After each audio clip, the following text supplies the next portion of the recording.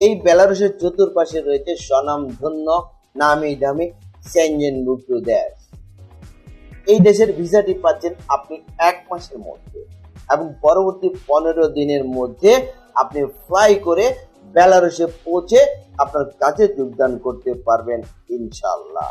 তাহলে visa, man power এবং বেলারুশে পৌঁছে সবকিছু মিলিয়ে 2 মাসের মধ্যে আপনি বেলারুশে পৌঁছে যেতে পারছেন এবং আপনার মনের বাসনা, ভবিষ্যতের স্বপ্ন পূরণ করার একটি ব্যবস্থা করতে পারছেন। যারা বেলারুশে যেতে চান, ভবিষ্যতের স্বপ্নকে বাস্তবে রূপদান করতে চান, এই স্বপ্নটিকে আমি বলছি না, যার যার মনে মনে আপনারা চিন্তা ভাবনা করছেন।